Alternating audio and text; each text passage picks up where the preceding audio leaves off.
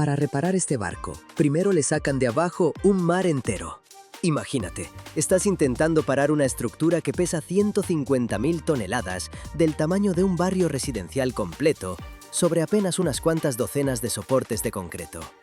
Si tus ingenieros se equivocan aunque sea por 30 centímetros, más o menos un pie, este gigante de 300 millones de dólares se desploma de costado bajo su propio peso.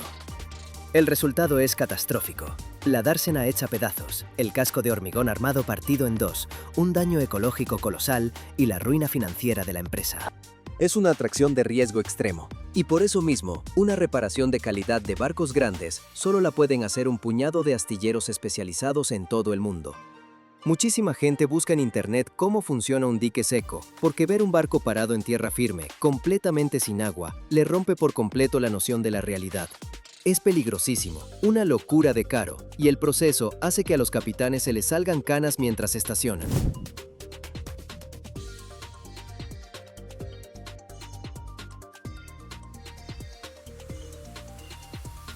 Vamos a entender con qué empieza esta descomunal operación de ingeniería. Un barco enorme, por ejemplo, un portacontenedores oceánico o un gigantesco crucero que lleva varios miles de pasajeros, se acerca a la dársena inundada a velocidad mínima. Normalmente es menos de 2 kilómetros por hora, es decir, más lento que una persona caminando, poco más de un nudo. Aquí rige una regla de hierro, nada de improvisaciones por parte del capitán. Si enciende sus propias hélices a máxima potencia, la ola submarina se lleva por delante las paredes de hormigón armado de la instalación. Por eso el mando pasa por completo a unos remolcadores de puerto, pequeños pero increíblemente potentes. Esos remolcadores meten el barco con precisión de cirujano. A los costados vigilan el proceso decenas de señaleros que transmiten datos al puente de mando cada segundo. Meter el barco al dique se parece muchísimo a intentar empujar un enorme sofá de 3 plazas por la puerta angosta de un ascensor, solo que tu sofá mide 300 metros, casi 1000 pies, y pesa millones de kilos. Cuando el barco por fin queda en su sitio, tras su popa se cierran unas compuertas de acero descomunales. Ahora el barco está encerrado en una gigantesca caja de concreto. El siguiente paso es el mantenimiento, que exige vaciar por completo la dársena. En el fondo de este dique seco se colocan de antemano los llamados picaderos, unos bloques especiales, soldados en acero y cubiertos de gruesos tablones de roble.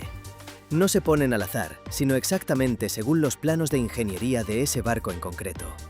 Y es que el fondo del barco tiene sus secretos: zonas de rigidez, tanques de combustible y puntos frágiles del forro. Si apoyas el barco mal sobre los soportes, su propio peso perfora el fondo de acero y millones de litros de combustible se derraman hacia afuera. Unas potentes bombas diésel y eléctricas empiezan a devolver el agua al océano. La velocidad impresiona. En una sola hora, estas estaciones de bombeo son capaces de expulsar miles de metros cúbicos de agua. Mientras el nivel baja despacio, el barco se va asentando más y más abajo.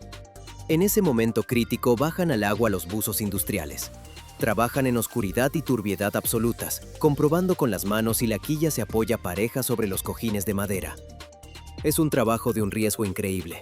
Si el barco se desplaza de golpe aunque sea 1 centímetro, el buzo queda aplastado al instante bajo una pared de hierro de varias toneladas.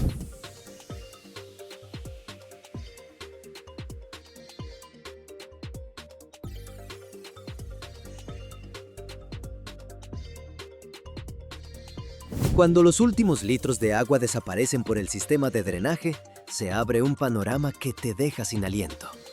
Ante nosotros aparece una verdadera ciudad submarina que ahora quedó por completo en tierra. Los obreros que caminan por el fondo junto a la quilla se ven como hormiguitas diminutas frente a una pared gigantesca. Lo primero que salta a la vista y exige intervención inmediata es el estado espantoso de la parte baja del casco. Tras varios años de navegación continua en aguas tropicales o polares, el acero se cubre de una cantidad increíble de percebes, moluscos pequeños y algas espesas. Todo ese biocenosis marino genera una resistencia bestial al agua durante el avance. Por eso el barco pierde velocidad y empieza a quemar un 30% más de combustible caro. Justo por eso la tarea prioritaria es la limpieza minuciosa del casco.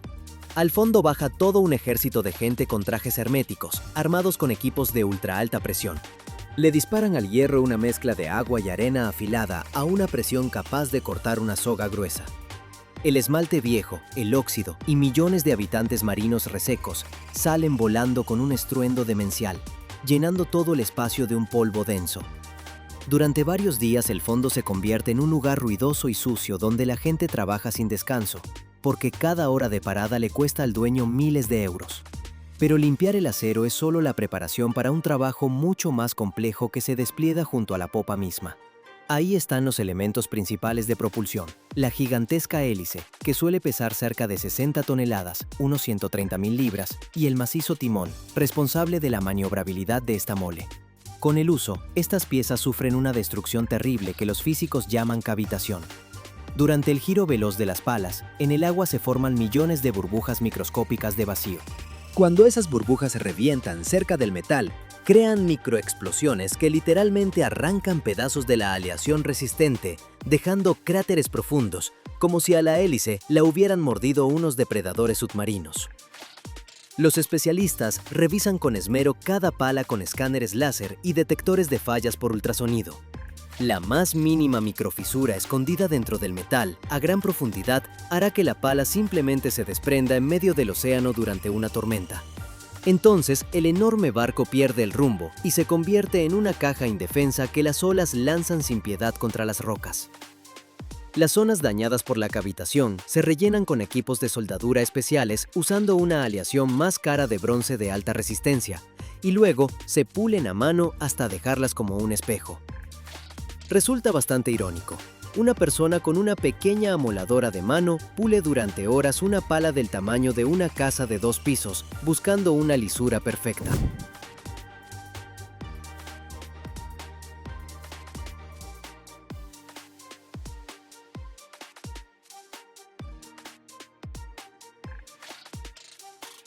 Atención y reparación aparte exigen los propulsores de proa, ubicados en la parte delantera del barco. Son unas hélices especiales, escondidas en túneles que atraviesan el casco por debajo de la línea de flotación. Ayudan a los barcos gigantescos a girar en el espacio reducido de los puertos modernos sin ayuda de remolcadores. Como esos túneles funcionan igual que unas aspiradoras gigantes, ahí adentro se mete sin parar toda clase de basura oceánica, pedazos de redes de pesca viejas, bidones de plástico, troncos gruesos y a veces animales marinos grandes. Las redes se enredan en los ejes y destrozan los sellos de goma, y por eso el aceite de la caja reductora empieza a fugarse al mar, provocando multas enormes por contaminación. Los ingenieros tienen que desmontar por completo estos conjuntos, cambiar rodamientos que pesan varios cientos de kilos e instalar nuevas rejillas de protección. En paralelo, en el fondo del dique hierve el trabajo de recambio de las tomas de mar. Son unas válvulas enormes y tuberías de titanio, a través de las cuales el barco toma agua del mar sin parar para refrigerar sus colosales motores diésel, los generadores y para el funcionamiento de los sistemas contra incendios. Si una válvula así se oxida o se traba en posición abierta después de salir a mar abierto, el agua empieza a entrar a chorros dentro del casco a una presión enloquecida. El barco simplemente se hunde en unas horas, y ninguna bomba interna podrá salvar la situación. Por eso cada una de esas válvulas se desarma hasta el último tornillo, se le cambian todas las piezas internas, se le da una capa protectora y se prueba bajo alta presión hidráulica. Por eso una etapa en apariencia tan sencilla como parar un barco en el dique, en realidad es una de las operaciones más difíciles y arriesgadas de toda la ingeniería mundial.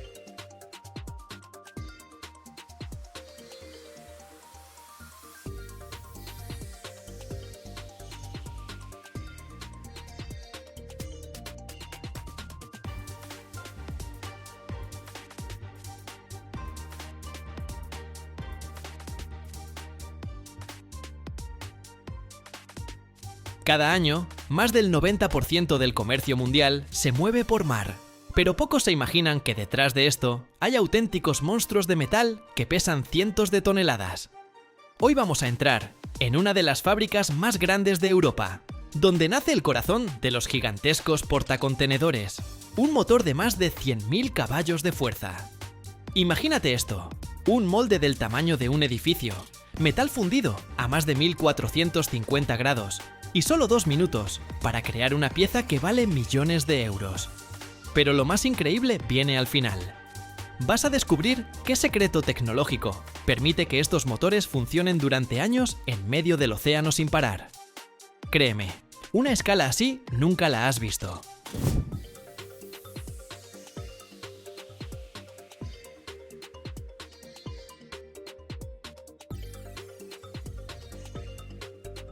Todo comienza con la preparación del molde.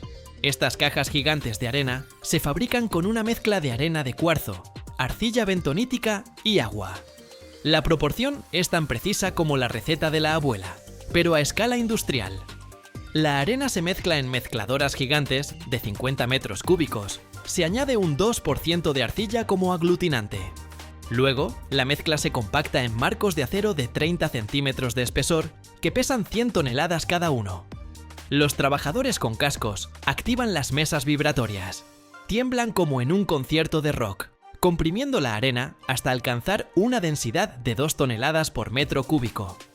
Para formar motores de portacontenedores se necesita una arena de fundición especial, principalmente de cuarzo, con un contenido de dióxido de silicio del 98 al 99%. Esta arena proviene de yacimientos naturales en Escandinavia, Alemania o Polonia. Es arena blanca o amarilla, con granos de entre 0,2 y 0,5 milímetros de diámetro, que tienen alta esfericidad para lograr una compactación densa.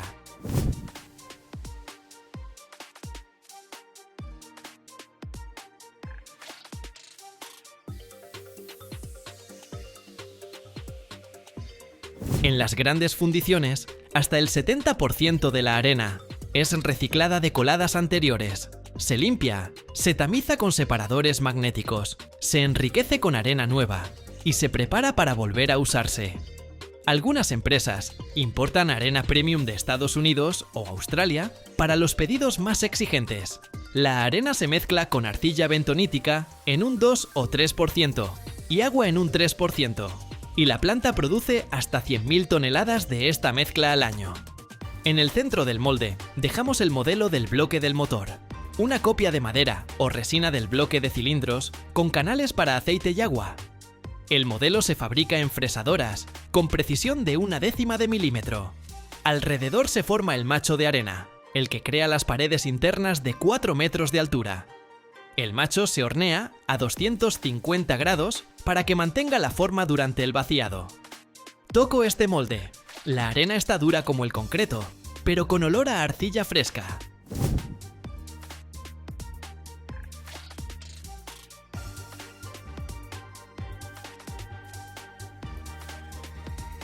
Ahora el metal. Usan hierro fundido con 3% de carbono y aditivos de vanadio para mayor resistencia.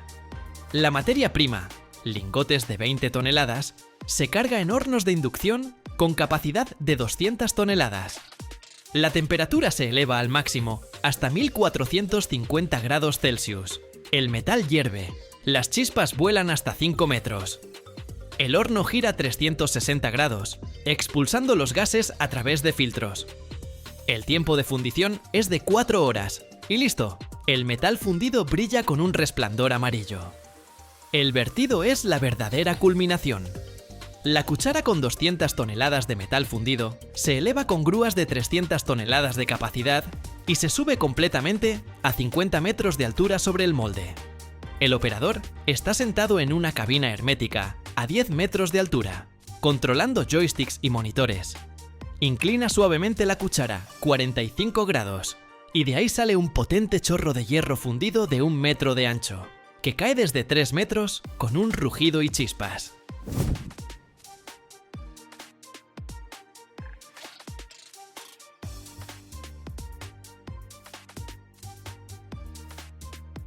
El llenado del molde dura exactamente 2 minutos. El metal cubre una superficie de 100 metros cúbicos, penetrando todos los canales y núcleos. La temperatura en la superficie del metal fundido es de 1450 grados. En el centro del molde se dispara instantáneamente a 2000. El metal sisea al contacto con la superficie húmeda de arena. El vapor sale en densas nubes hasta 5 metros de altura, iluminadas por reflectores.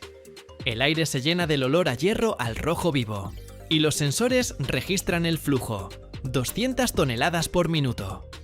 Inmediatamente, cubren el molde con una tapa de acero de 50 toneladas. La bajan con otra grúa con precisión milimétrica. La tapa sella la estructura evitando la oxidación. Comienza el enfriamiento controlado. Alrededor del molde activan camisas de agua, tubos que hacen circular miles de litros de agua refrigerada a 6 bares de presión. La mayor intensidad va en la parte superior. Los primeros 30 minutos bajan 100 grados para evitar el choque térmico.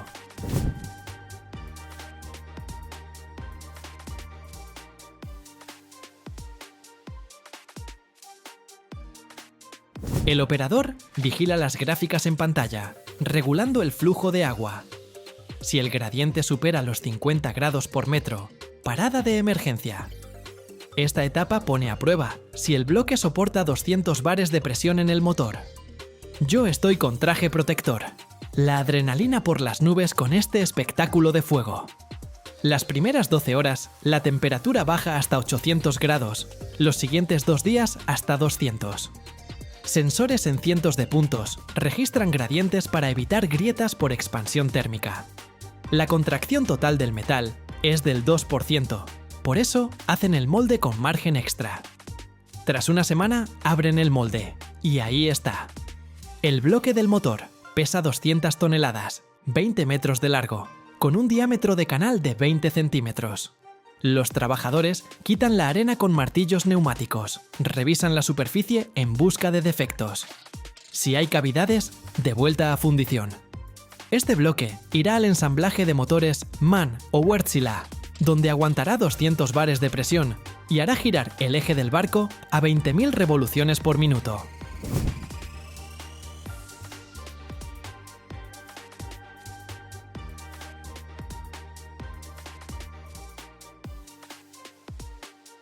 Veo cómo lo lavan, lo pintan con anticorrosivo y lo marcan. El número de serie lo graban con láser. Estos motores impulsan los barcos que transportan el 90% del comercio mundial. Un solo bloque cuesta millones de euros. El ciclo de producción dura 2 meses. En la fábrica, 150 personas trabajan en estos moldes todos los días. Si vieran cómo se vierte el metal, la adrenalina se dispara. Las estadísticas de fundición de bloques de motor para portacontenedores subrayan la magnitud de este proceso. La flota mundial de portacontenedores cuenta con más de 6.000 buques con capacidad desde 10.000 TEU, con motores de más de 100.000 kilovatios instalados en alrededor de 5.000. Cada uno de estos motores tiene un bloque que pesa entre 200 y 300 toneladas, con una longitud de 20 a 25 metros. Las fábricas productoras, principalmente en Finlandia, Alemania y Corea, funden entre 200 y 500 bloques al año. El volumen de un solo molde es de 100 a 200 metros cúbicos de arena, el equivalente a un vagón de arena. El metal para un bloque, 200 toneladas de hierro fundido por valor de $500.000 de euros.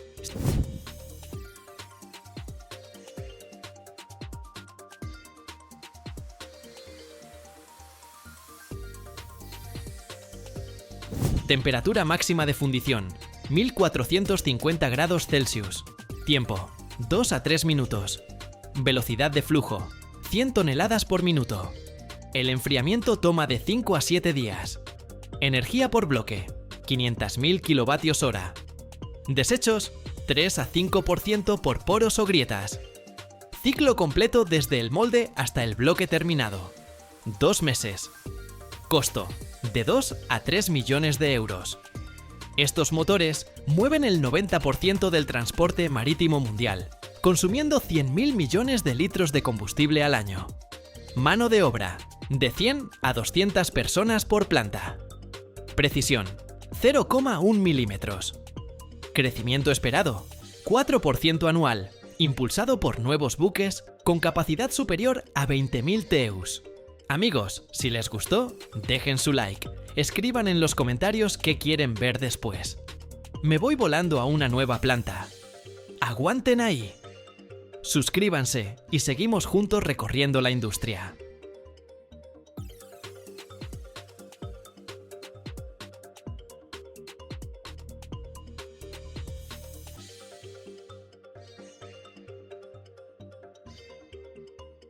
Hoy visitamos una planta donde se fabrican las verdaderas columnas vertebrales de acero para gigantes marinos. Detrás de mí yace una pieza colosal que pronto se convertirá en un eje de propulsión para un rompehielos de última generación. Escuchen bien esta cifra: 300 toneladas. Es el peso de 75 elefantes adultos, si de repente decidieran pesarlos juntos. Y no es solo un pedazo de roca, sino una pieza que debe girar en el océano con precisión de farmacia. Cada centímetro de este gigante es el resultado de un trabajo titánico, donde el metal se doblega a la voluntad humana.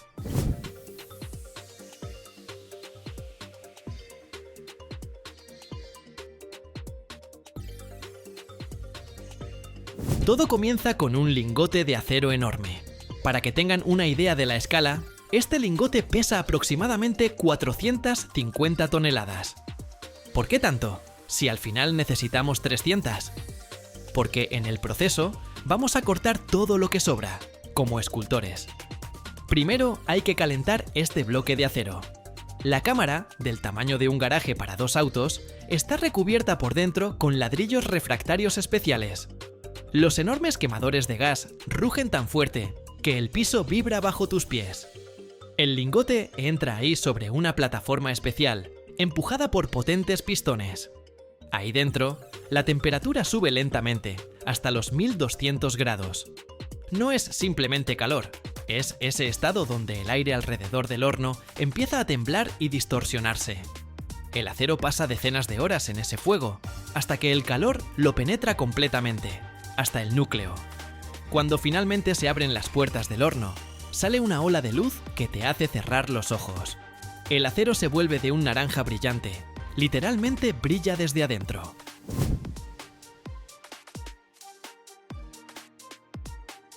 Ahora se vuelve maleable, aunque la palabra maleable aquí suena rara, porque esta masa al rojo vivo todavía pesa como una casa pequeña de ladrillos. El metal ya no es tan duro como la piedra, se parece más a una plastilina muy densa e increíblemente pesada que solo espera el golpe de la prensa. Luego comienza el espectáculo principal, el forjado. Olvídense del herrero con su martillito. Aquí trabaja una prensa hidráulica que aplasta el metal al rojo vivo con una fuerza de 16.000 toneladas. Es una presión que aplastaría cualquier cosa fácilmente, pero necesitamos estirar el lingote en una barra larga y delgada. Delgada, claro, es broma, porque el diámetro es de más de 1 metro. La prensa golpea el acero, transformando la pieza gruesa en un eje largo. Esto toma decenas de horas. El metal se recalienta constantemente para que no se vuelva quebradizo. En el taller hace tanto calor que parece que estás en la puerta del infierno, pero los trabajadores están tranquilos. Están acostumbrados a domar este metal todos los días. Cuando la forma está lista, llega el momento del tratamiento térmico. Este es un momento muy crítico.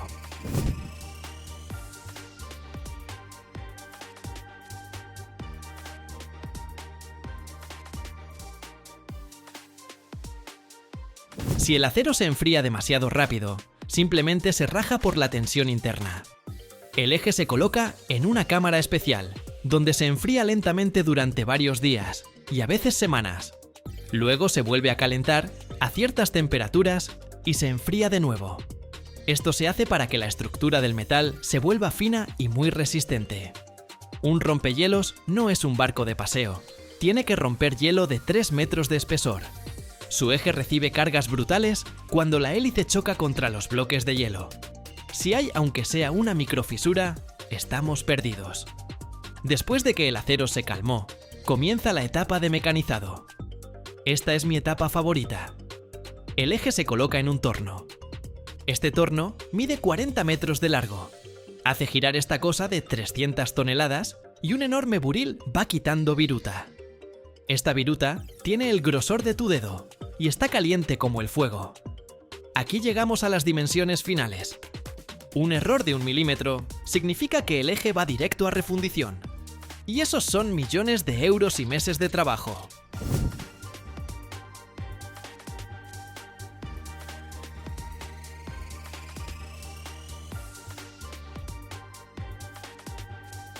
Un tema aparte es el agujero dentro del eje. Sí, no es macizo. Por dentro se perfora un agujero a lo largo de toda su extensión, que puede llegar hasta 25 metros. Esto se hace para reducir el peso y permitir instalar el sistema de control de las palas de la hélice. Perforar ese agujero es una verdadera tortura para los ingenieros. Se necesitan brocas especiales larguísimas y un suministro constante de aceite a presión para lavar las virutas y enfriar la herramienta. Cualquier desviación de la broca hacia un lado y la pieza queda arruinada. Pero nuestros muchachos lo hacen con tanta confianza que parece que estuvieran perforando un agujero en una cerca. Cuando el eje está torneado y brilla como un espejo, lo llevan a rectificar y pulir. La superficie debe quedar perfectamente lisa, especialmente en los puntos donde los rodamientos sostienen el eje. Cualquier aspereza provocará sobrecalentamiento durante la navegación, y ya saben que en medio del Ártico no se puede pasar por el taller. Por eso aquí la inspección de calidad es todo un ritual. Usan ultrasonido para revisar el metal de lado a lado, como si fuera una radiografía. Buscan cualquier cavidad o inclusión extraña. Si todo está limpio, el eje recibe su pasaporte y se prepara para el viaje al puerto. También es interesante cuánto tiempo lleva fabricar uno de estos corazones para un barco. Desde la primera chispa en el horno hasta el momento en que el eje se carga en la plataforma, pasan de 4 a 6 meses de trabajo continuo en 3 turnos. Y durante todo el mecanizado, las máquinas retiran cerca de 150 toneladas de virutas. O sea, un tercio de la masa inicial del lingote simplemente se convierte en polvo metálico y rizos que luego vuelven a fundirse. Transportar algo así es toda una aventura. No cabe en un camión común. Se usan plataformas especiales de múltiples ejes que avanzan a velocidad de peatón. Cada rueda en esa plataforma puede girar por separado para tomar las curvas. A menudo hay que quitar señales de tráfico o incluso levantar cables eléctricos. Pero cuando esa columna vertebral de acero finalmente llega al casco del buque, entiendes por qué valió la pena tanto esfuerzo.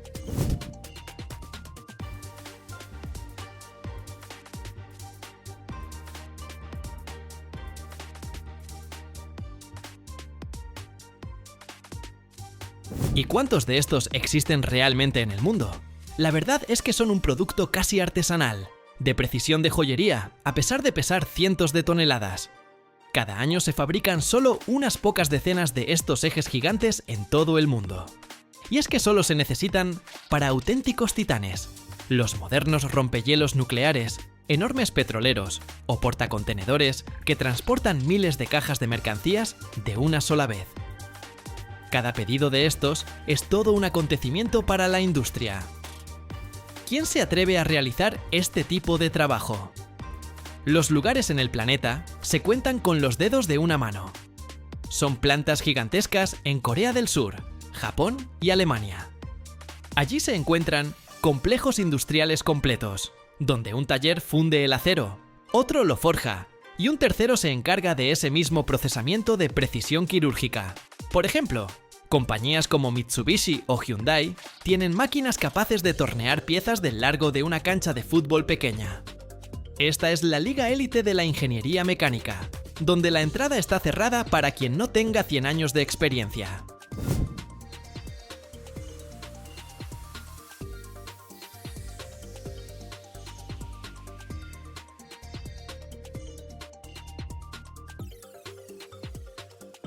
¿Y a dónde van? Los principales compradores hoy son los astilleros que construyen barcos para el Ártico y la Antártida. A medida que el hielo se vuelve cada vez más accesible para el comercio, la demanda de rompehielos potentes va en aumento. Cada nuevo barco necesita como mínimo uno, pero más frecuentemente 2 o 3 de estos ejes. Se convierten en parte de un sistema complejo que transmite la energía del motor a la hélice, permitiendo que el barco literalmente empuje los campos de hielo. Sin este soporte de acero, incluso el reactor nuclear más potente sería simplemente un calentador gigante dentro de una caja de hierro. Espero que hayan disfrutado este recorrido por la planta tanto como yo. Fue ruidoso, caluroso, pero increíblemente genial, ¿no creen?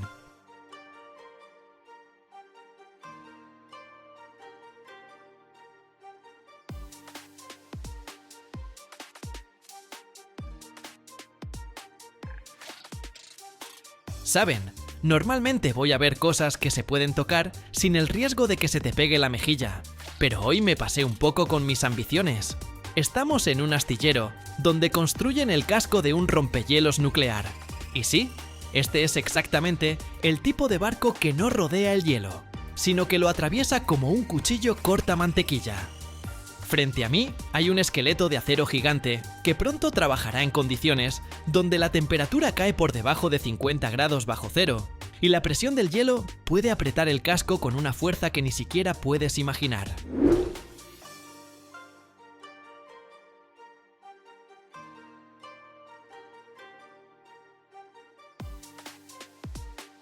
Lo primero que me impactó aquí no fue el tamaño, aunque la longitud del futuro barco supera los 150 metros y el grosor de algunas planchas del casco alcanza varios centímetros.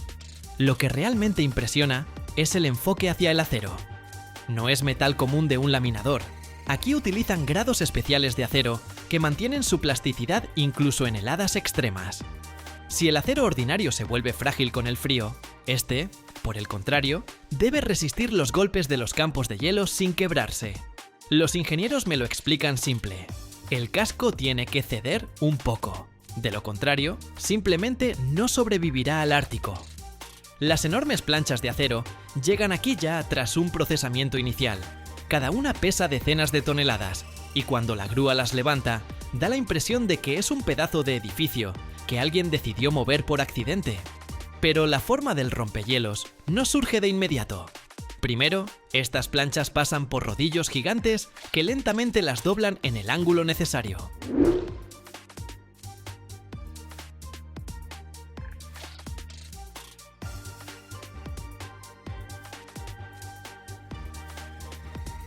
Frente a mí hay rodillos gigantes de acero, cada uno del grosor de un buen tronco de árbol, colocados uno sobre el otro. Entre ellos van introduciendo lentamente una lámina plana de acero, pesada, rígida, a primera vista completamente inflexible. El operador da la orden y el mecanismo comienza a moverse. Los rodillos giran a baja velocidad, pero con una fuerza colosal. La lámina se va introduciendo poco a poco y en algún momento ves cómo empieza a cambiar de forma. Al principio es una curvatura apenas perceptible, luego el radio se hace mayor y el metal ya no es plano, se va redondeando suavemente. El sonido aquí es particular, una presión sorda, chirridos y un leve crujido, como si el metal cediera a regañadientes. El proceso no es rápido. La lámina puede pasarse varias veces, ajustando la posición de los rodillos hasta conseguir el ángulo o la curvatura exacta. Y en algún momento, ya no tienes frente a ti simplemente un trozo de acero, sino una pieza del futuro casco que replica perfectamente su forma.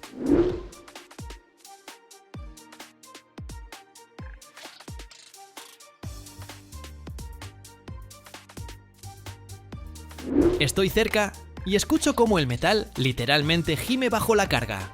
Un sonido como si estuvieras presionando algo muy terco que cede de mala gana. Luego empieza el ensamblaje de las secciones. Y aquí todo parece un enorme juego de construcción, solo que cada pieza pesa como una pequeña locomotora. Los bloques individuales del casco se arman en el taller. Pueden ser secciones de 20 o hasta 30 metros de largo. Cada una ya tiene parte de los tabiques internos, canalizaciones de cables e incluso las bases para las futuras cubiertas. Después, estos bloques se trasladan a la grada y se ensamblan juntos. Entro al taller y ahí ya están las secciones del casco listas. No son solo láminas de metal, son pedazos completos del futuro barco de 20, a veces hasta 30 metros de largo. Dentro de cada uno de estos bloques ya se ve vida. Tabiques, pasillos, agujeros para cables, lugares por donde después irán tuberías y sistemas. Es decir, el casco no se construye desde cero en un solo lugar. Se arma por partes, como un rompecabezas, solo que muy pesado y muy caliente en su producción.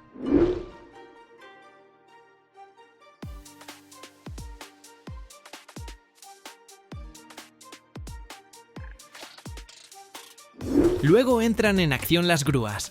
La sección se eleva lentamente, sin movimientos bruscos, y se transporta al dique. Ahí la bajan con cuidado y la ajustan a las partes ya instaladas.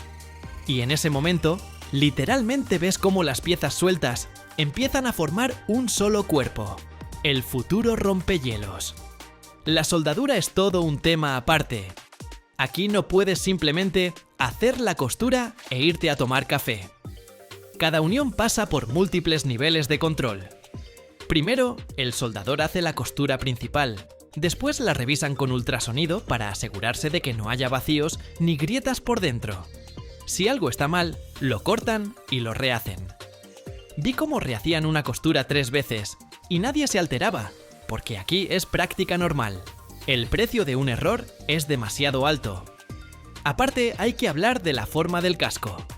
El rompehielos no solo tiene una proa resistente, está diseñado específicamente para treparse sobre el hielo y romperlo con su propio peso. Para eso, la parte delantera tiene una inclinación característica y se refuerza con capas extra de acero.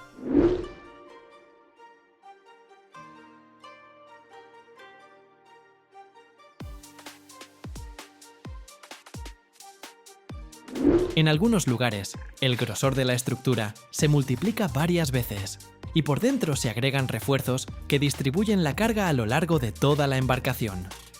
Mientras camino por aquí, a mi alrededor todo está en constante movimiento. Grúas, plataformas, gente con cascos que actúa como si fuera un día más de trabajo. Aunque, siendo honesto, cuando una sección del casco de varias decenas de toneladas pasa volando sobre tu cabeza, empiezas a replantear tu concepto de un día más. Uno de los ingenieros bromea diciendo que lo más peligroso aquí no es el frío ni el metal, sino que alguien olvide su almuerzo en el taller, porque encontrarlo en medio de esta magnitud es prácticamente imposible. Cuando todas las secciones están unidas, el casco empieza a tomar su forma definitiva. Su longitud ya se siente de manera física. Caminas junto al costado y te das cuenta de que es como pasear al lado de un edificio de varios pisos, solo que en horizontal. La altura del casco también impresiona. Varios niveles que pronto se convertirán en cubiertas, salas de máquinas y espacios habitables para la tripulación.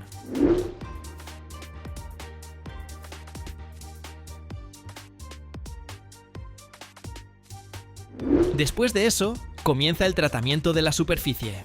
Se limpia el metal, se aplican revestimientos anticorrosivos, se pinta con compuestos especiales que reducen la fricción con el agua y protegen el casco de la sal y el hielo.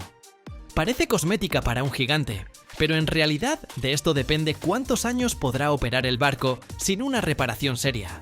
Y aquí estoy, al final de este recorrido, mirando este casco y pensando, todavía no es un barco completo, no tiene reactor, no tiene hélices, no tiene sistemas de control, pero ya desde ahora se ve lo principal. Es una estructura creada para luchar contra los elementos, donde cada milímetro de metal tiene su propósito. Y cuando salga al mar, no solo navegará, abrirá camino donde otros ni siquiera se atreverán a aparecer. Los rompehielos nucleares modernos son capaces de romper hielo de hasta 2 metros con 8 centímetros de espesor en movimiento, y los nuevos proyectos, hasta 4,5 metros. La potencia es un tema aparte.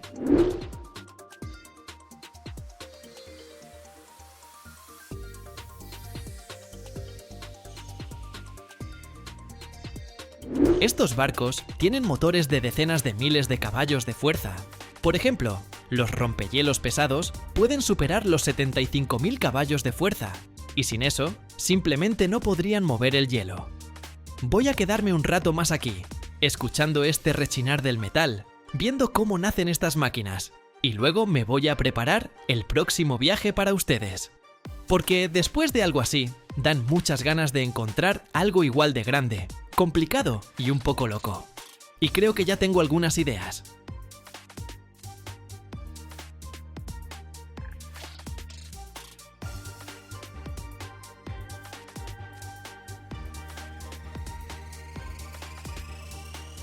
En este barco caben 4 campos de fútbol enteros y transporta absolutamente todo lo que compras. Imagínatelo un segundo. Un buque de 1/4 de kilómetro de largo, casi 400 metros, es decir, unos 1.300 pies, alto como un edificio de departamentos, avanzando por el océano con una carga que, ella sola, alcanzaría para abastecer a todo un país pequeño. Solo existe un puñado de estos rascacielos flotantes, porque construirlos sale caro, es riesgoso y técnicamente complicadísimo. Si algo sale mal durante la soldadura del casco o en el motor gigante, esto no es un tractor descompuesto. Es un evento capaz de frenar las cadenas de suministro de millones de personas.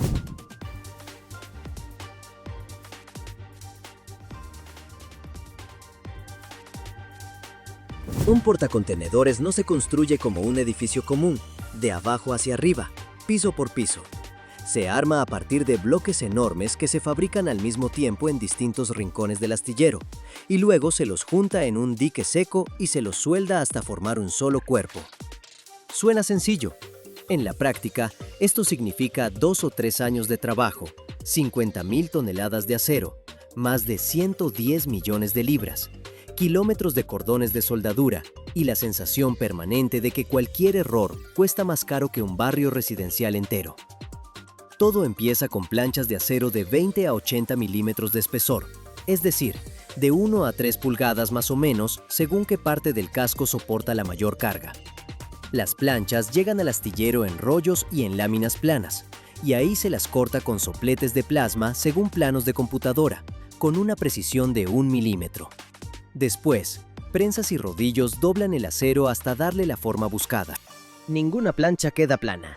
El casco del buque está hecho de superficies curvas, y cada una está calculada para reducir la resistencia del agua y aguantar los golpes de las olas que en plena tormenta pesan varios miles de toneladas. Con estas planchas se sueldan secciones, paneles planos de hasta 300 metros cuadrados, o sea, unos 3.200 pies cuadrados. Estos paneles se ensamblan en bancos especiales, donde la soldadura manual y los pórticos de soldadura automática trabajan en paralelo. La máquina se encarga de los cordones largos y rectos, es más rápida y más pareja que una persona. La persona se ocupa de los ángulos, los recortes, las uniones complicadas, ahí donde la máquina no llega. Después de soldar, cada cordón se revisa con ultrasonido o con rayos X. Una cavidad del tamaño de una arveja dentro de un cordón, y ya es una zona defectuosa. Se la corta y se la vuelve a soldar por completo. En mar abierto, bajo los golpes repetidos de las olas, hasta una microfisura termina extendiéndose. Lo que en el astillero era apenas un defecto pequeño, en medio del Atlántico se convierte en una amenaza mortal para todo el buque.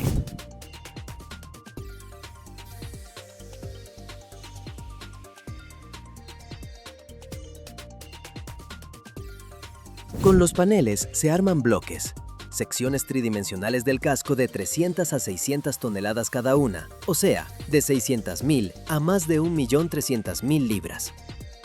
Un portacontenedores grande está formado por 80 a 100 de estos bloques. Se los fabrica por todo el astillero al mismo tiempo. Un taller hace la proa, otro la popa, otros montan la sala de máquinas. Esto es absolutamente clave, porque una construcción hecha en orden, uno tras otro, tardaría el doble. El trabajo en paralelo es la herramienta principal para ir rápido. Cuando los bloques están listos, se los traslada a un dique seco de hasta 500 metros de largo, es decir, casi 1.600 pies. Ahí se acoplan los bloques uno tras otro sobre soportes especiales y se los suelda en tres. Para armar el casco entero, hay que verificar la geometría con una precisión de unos pocos milímetros a lo largo de 400 metros, porque si las secciones no encajan a la perfección, el casco va a tener una curvatura que bajo carga se vuelve una fractura. Para el control se usan sistemas de medición láser, y los resultados se comparan todo el tiempo con el modelo tridimensional del buque en la computadora. En paralelo con la soldadura del casco, por dentro se montan las tuberías, los cables, los conductos de ventilación.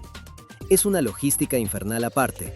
La longitud total de las tuberías en un solo portacontenedores grande supera los 100 kilómetros, más de 60 millas.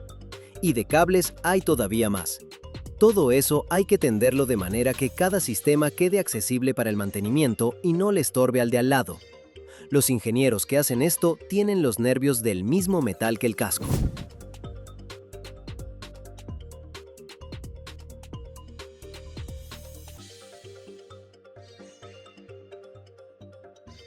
El motor se instala como un bloque aparte y es una operación en sí misma. El motor principal de un portacontenedores grande pesa de 2 a 3.000 toneladas, es decir, de 4 a casi 7 millones de libras. Se lo arma en la fábrica del fabricante, se lo entrega en partes y se lo monta en la sala de máquinas mientras el casco todavía está en el dique. El eje de la hélice es una barra de metal de una sola pieza, con un diámetro de hasta 90 centímetros, casi 3 pies, y de varias decenas de metros de largo. Para que no se doble bajo su propio peso y el de la hélice, se lo monta con precisión micrométrica sobre su eje, una desviación de más de 10 milímetros, o sea, menos de media pulgada, a lo largo de todo el eje es inadmisible. Cuando el casco está soldado y los sistemas principales instalados, se llena el dique seco con agua. El buque flota por primera vez, y ese es el momento en que los ingenieros descubren si la flotabilidad se calculó bien. Si el cálculo es exacto, el buque queda parejo en el agua, sin escora. Si algo no cuadra, en esta etapa todavía se puede corregir con lastre y redistribuyendo los pesos. Después de salir del dique, el buque va al muelle para terminarlo. Ahí se instala la superestructura, los equipos de navegación, los sistemas de seguridad, la terminación de las zonas habitables. Son unos meses más de trabajo. La etapa final son las pruebas de mar. El buque sale al mar con un equipo de ingenieros y los representantes del cliente que revisan todo. La velocidad máxima, la maniobrabilidad, el motor en distintos regímenes, la eficacia del frenado. Y sí, un buque frena con dificultad. Necesita varios kilómetros, o sea, varias millas, para detenerse. Si algo no cumple con las especificaciones, el astillero lo corrige a su propio costo. Lo que está en juego son de 150 a 200 millones de euros por buque, así que acá nadie está jugando.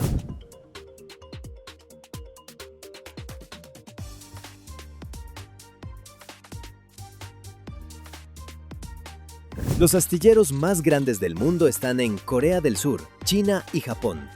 Construyen varios de estos buques al mismo tiempo, en distintos diques, en distintas etapas de avance. Es una línea de montaje donde, a la salida, no hay autos, sino ciudades flotantes de acero. Y cada una de ellas algún día va a llevar a algún puerto un contenedor con algo que ya pagaste por internet y que estás esperando mientras miras el seguimiento del envío. Cada año, el buque pasa por reparaciones programadas en el dique, control del casco, cambio de piezas, limpieza de la parte sumergida cubierta de incrustaciones, pintura, prueba de los sistemas. Incluso en plena travesía, la tripulación se ocupa de las reparaciones chicas porque parar sale caro. A veces hay que reemplazar módulos enteros en mar abierto y ahí hacen falta barcos de asistencia especiales. Muchos contenedores transportan carga peligrosa, químicos, baterías, combustible. Un solo contenedor mal etiquetado o mal amarrado puede provocar un incendio que se propaga rápido por la cubierta y en las bodegas. El sistema contra incendios de un buque así no es un juguete de niños. Espuma, agua, válvulas y compartimentos especiales, barreras de aislamiento. Pero la mejor forma de evitar la catástrofe es prevenirla en tierra. Un buen embalaje y un buen etiquetado. El costo de construir un buque así puede llegar a cientos de millones de euros. Después vienen los gastos de tripulación, combustible, seguro, las tasas portuarias, el mantenimiento. Alquilar un lugar en el buque es un regateo donde cada contenedor tiene su precio, y ese precio depende de la demanda. Cuando la demanda es alta, el transporte es caro. Cuando es baja, las navieras cargan con las pérdidas. Y algo más. Estos buques trabajan en una red global, así que cuando se corta un eslabón, el golpe lo reciben los proveedores, las tiendas y los consumidores finales.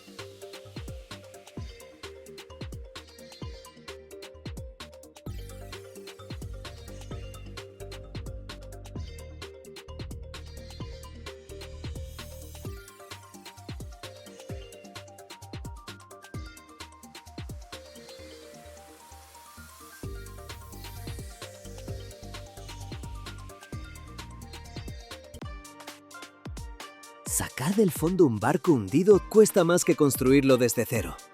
Es un dato absurdo que va en contra de cualquier lógica financiera sensata, pero es la pura verdad.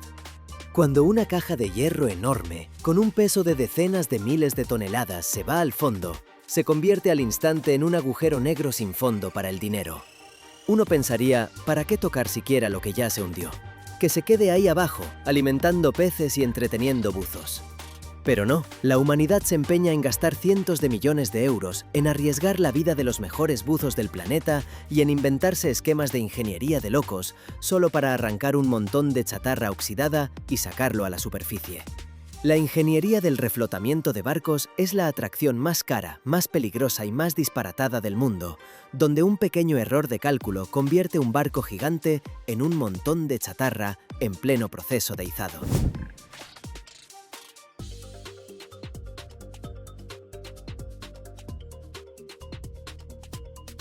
La razón principal por la que estas operaciones descomunales llegan a hacerse es el terror ecológico y el bloqueo de las rutas marítimas. Cuando un barco grande se acuesta en el fondo, en medio de una autopista marítima con mucho tráfico, paraliza el negocio. Las pérdidas por el parón del resto de los barcos superan enseguida el coste de cualquier operación de rescate. Y encima, dentro de cada monstruo de hierro hundido, quedan miles de toneladas de combustible, aceite y otros químicos tóxicos. Si toda esa mezcla empieza a filtrarse cerca de una costa turística, las multas y la catástrofe ecológica simplemente hunden a la empresa propietaria. Así que toca pagar. Y pagar tanto que solo un puñado de empresas especializadas en el mundo tienen la tecnología y las agallas para meterse en semejante trabajo. Es un negocio de apuestas altísimas, donde están en juego la reputación, miles de millones y vidas humanas. Todo el proceso de reflotamiento es una guerra constante contra la física, el agua y un peso descomunal. Cuando un barco se hunde, deja de ser simple hierro tirado en el fondo. El agua llena cada espacio interior, cada camarote y cada bodega. Además, el barco suele quedar chupado por el lodo del fondo, que lo sujeta con una fuerza de garra mortal. Ese efecto de succión contra el fondo es tan brutal que los ingenieros tienen que aplicar una fuerza que multiplica varias veces el peso limpio del propio barco solo para despegarlo del lecho marino. La hidrodinámica y las leyes de Arquímedes a esa profundidad empiezan a jugar en contra de la gente. Si intenta simplemente tirar del barco hacia arriba con grúas potentes, los cables de acero, gruesos como la pierna de una persona, revientan como hilos podridos y el casco se parte en varios pedazos.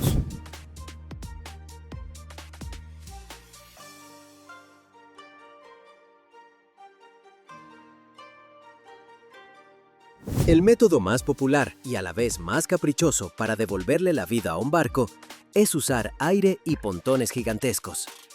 Funciona como los manguitos de los niños para la piscina, solo que a escala de infierno industrial. Los ingenieros fijan a los costados del barco hundido unos depósitos metálicos o de tela, enormes y vacíos. Después los buzos bajan a una profundidad de varias decenas de metros, es decir, cientos de pies, arriesgándose a sufrir el mal de descompresión o simplemente a morir aplastados, y conectan las mangueras. El siguiente paso es expulsar el agua. Unos compresores potentes en la superficie empiezan a inyectar aire comprimido ahí dentro. El agua sale, los pontones ganan flotabilidad y empiezan a tirar del barco hacia arriba. En ese momento arranca el verdadero circo del equilibrio. Si el aire entra por un lado un poco más rápido, o si uno de los pontones se llena de forma despareja, aparece una escora crítica. El barco puede volcar de golpe bajo el agua, arrancar todas las sujeciones y desplomarse otra vez al fondo, pero ya partido en dos. Controlar ese equilibrio a 50 metros de profundidad, unos 160 pies, en un agua turbia donde la visibilidad muchas veces no pasa de 30 centímetros, apenas un pie, es un tipo aparte de masoquismo de ingeniería. Los especialistas en la superficie calculan cada litro de aire, porque cuando el barco empieza a subir, la presión del agua baja, el aire dentro de los pontones se expande y el barco empieza a salir disparado a la superficie a una velocidad incontrolable. Si no llegas a tiempo a soltar el exceso de presión, los pontones simplemente estallan por la sobrecarga interna.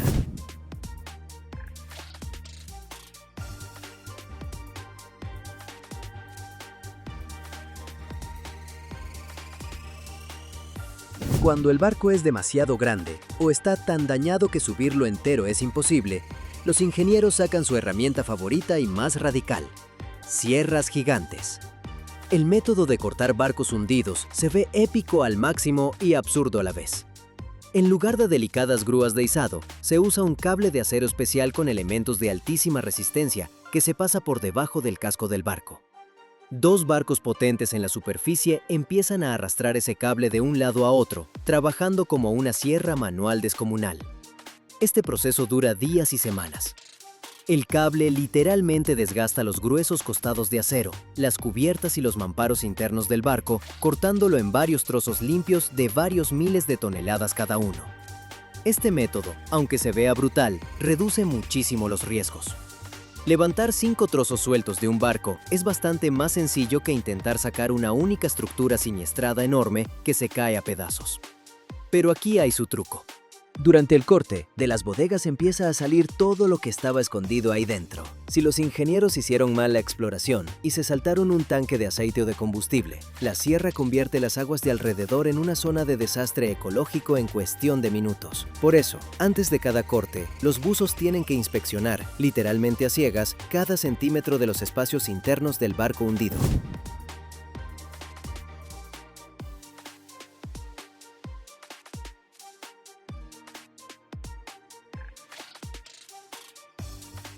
Un punto aparte en esta lista de locuras marinas lo ocupa el factor humano. A veces los ingenieros tienen que arreglar errores de capitán tan épicos y tan tontos que solo provocan una carcajada homérica. Todos recuerdan la historia de aquel crucero enorme que volcó frente a las costas de Italia solo porque el capitán decidió acercarse a la isla para presumir ante sus conocidos. Resultado: un barco con un peso de más de 114.000 toneladas quedó tumbado de lado sobre las rocas. La operación de rescate duró casi 2 años y costó más de 1.000 millones de euros. Para devolver esa mole a posición vertical, los ingenieros tuvieron que construir en el fondo del mar toda una plataforma artificial de hormigón y acero, soldar a un costado del barco unos cajones metálicos gigantes del tamaño de edificios de 11 pisos y llenarlos de agua a modo de contrapeso. Fue un caso único en el que, para levantar un solo barco, hubo que construir además varias fábricas más pequeñas en la orilla. Cada reflotamiento exitoso es un triunfo de la terquedad humana sobre el sentido común y sobre los elementos. Pero incluso con las computadoras y los satélites más modernos, el océano recuerda constantemente quién manda aquí.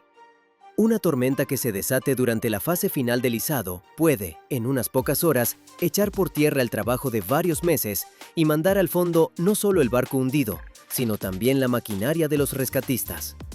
Justo por eso el coste de estos trabajos se calcula con márgenes enormes, y las aseguradoras encanecen durante cada proyecto de este tipo.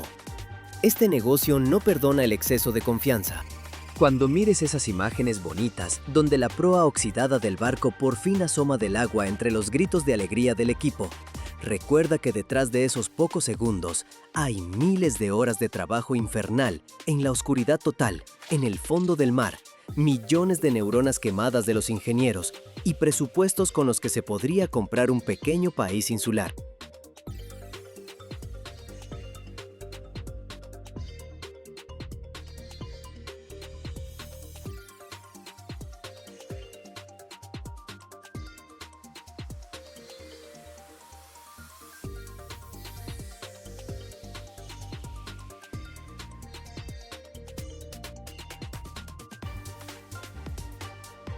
El metal más resistente del planeta es también el más frágil. ¿Paradoja? Ahí está la clave. Salva al reactor de fusión nuclear de la catástrofe. Recibe todo el impacto del plasma, ahí donde el acero se evaporaría en una fracción de segundo. Pero hay un problema. Este metal no se puede fundir, ni cortar, ni soldar.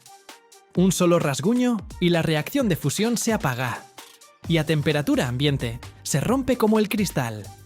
Un polvo gris que pesa como el oro. En el mundo solo hay un puñado de plantas secretas que saben domarlo. Hornos a 3000 grados centígrados, martillos gigantes, pulido con diamante hasta dejarlo como un espejo. Energía limpia casi ilimitada, choca contra un solo metal obstinado. Y ahora vas a ver cómo los ingenieros vencen su maldición.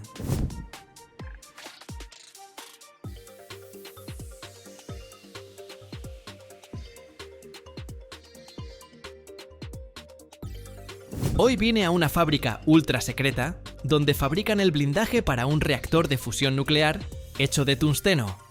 Es exactamente el material que nos salva de una catástrofe de escala épica y que le permite a la humanidad obtener energía casi ilimitada. Pero hay un problema enorme del que casi nunca hablan en las noticias. El tungsteno es una verdadera pesadilla para los ingenieros.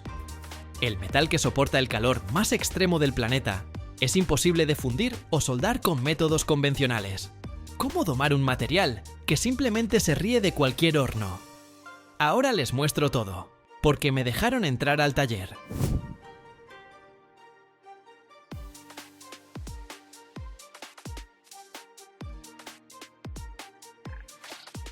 Empecemos por la pregunta fundamental. ¿Por qué tungsteno? La respuesta está en su punto de fusión increíble. Este metal aguanta hasta 3420 grados centígrados. En Fahrenheit, eso es casi 6200 grados. Para que te hagas una idea, el acero común se convierte en papilla líquida a solo 2700 grados Fahrenheit. El tungsteno se mantiene sólido como una roca, incluso cuando otros metales ya se habrían evaporado y convertido en gas. Por eso lo mandan al lugar más infernal del reactor, el divertor. Es como el cenicero gigante o el tubo de escape de la planta de fusión. Ahí se vuelca todo el calor sobrante y los desechos de la reacción. Las paredes del divertor reciben el impacto brutal del plasma. Si pusieran cualquier otro elemento de la tabla periódica, el reactor se derretiría en una fracción de segundo, provocando una explosión de miles de millones de dólares.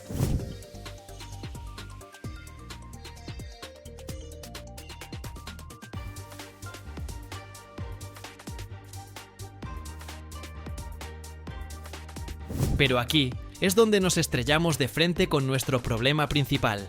El tungsteno es infernalmente difícil de trabajar. Tiene un temperamento del demonio. Este metal es increíblemente frágil a temperatura ambiente. Si agarras un trozo de tungsteno frío y tratas de golpearlo con un martillo gigante, no se va a doblar como el hierro. Se va a hacer añicos en miles de fragmentos afilados, como el florero de cristal de tu abuela. No lo puedes cortar con una sierra común y corriente. Destruye cualquier broca en cuestión de segundos. No se puede forjar de la manera tradicional, como lo hacen los herreros en las películas medievales. Y lo peor de todo, no lo puedes simplemente meter en un crisol, fundirlo y verterlo en un molde. Para fundir tungsteno, necesitas una temperatura tan alta que las paredes del horno mismo se convertirían en vapor. Es un círculo vicioso. Necesitamos piezas de formas complejas para el reactor de fusión nuclear, pero no podemos ni fundir el metal, ni cortarlo, ni soldarlo. Por eso en el mundo hay solamente un puñado de fábricas capaces de hacer esto. La tecnología es tan compleja, tan cara y tan peligrosa que se guarda bajo el más estricto secreto. Tuve que firmar un montón de papeles solo para que me dejaran entrar a esta planta de metalurgia en polvo. Sí, escucharon bien. Las piezas de tungsteno para reactores no se funden, literalmente se hornean, como galletas, a partir de polvo. Vamos a ver todo el proceso paso a paso, porque es una locura total. Todo comienza con un polvo gris finísimo de tungsteno puro. Este polvo es tan pesado que un cubo pequeño pesa como un costal de cemento. Su densidad es casi la misma que la del oro. Primero, este polvo se vierte en prensas gigantes especiales.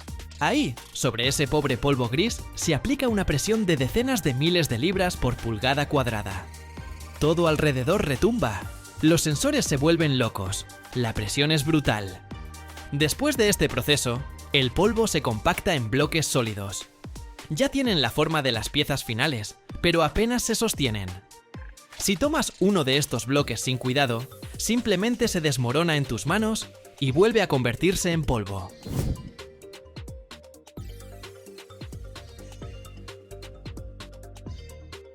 Ahora viene lo realmente interesante, el proceso de sinterización. Estas piezas frágiles se meten en hornos especiales de vacío o con atmósfera de hidrógeno. El hidrógeno es necesario para eliminar hasta el más mínimo rastro de oxígeno, porque a temperaturas altísimas, el tungsteno se quema al instante y se convierte en humo inútil. Las piezas se calientan a temperaturas increíbles, aproximadamente 2982 grados centígrados. Eso es un poco por debajo del punto de fusión. ¿Qué pasa adentro? Los átomos de tungsteno, en los bordes de las partículas microscópicas, empiezan a difundirse, es decir, a entrelazarse y fusionarse entre sí. No se derriten, simplemente se pegan a nivel atómico por el calor brutal. Al final, obtenemos un bloque sólido y pesado de metal, pero todavía tiene poros microscópicos en su interior, y eso para un reactor de fusión nuclear es inaceptable. Cualquier cavidad microscópica bajo el impacto del plasma haría que la pieza simplemente explote dentro de la cámara del reactor.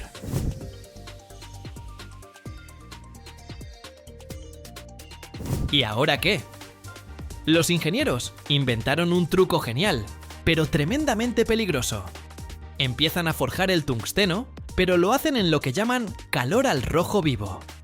Vuelven a calentar el metal por encima de los 1100 grados centígrados. En ese momento, el tungsteno cambia de carácter y se vuelve algo plástico, como una plastilina durísima. Lo sacan rápido del horno, despide tanto calor que casi me derrite la cámara, y lo meten bajo martillos automáticos gigantes. Esta prensa golpea el metal al rojo vivo a una velocidad y fuerza brutales. Cada golpe compacta la estructura, expulsando todos los poros y huecos. Las chispas vuelan por todas partes. El estruendo es tan fuerte que te aturde los oídos incluso con protectores puestos. El riesgo es enorme. Si la temperatura baja aunque sea 100 grados, la pieza se vuelve quebradiza al instante y simplemente se hace añicos bajo el martillo, destruyendo semanas de trabajo y un montón de dinero.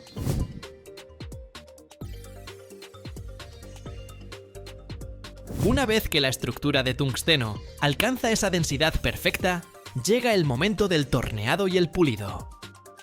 Como esta pieza es prácticamente imposible de cortar, con herramientas convencionales, los ingenieros recurren a instrumentos de diamante o al método de mecanizado por electroerosión. Básicamente, el metal se va quemando con diminutas chispas eléctricas bajo el agua, micrón tras micrón. Cada componente del divertor se pule hasta dejarlo con un acabado de espejo. ¿Por qué es tan importante?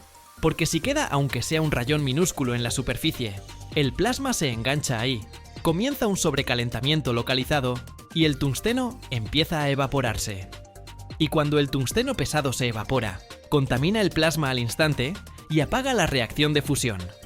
Así que la precisión aquí es literalmente de otro mundo.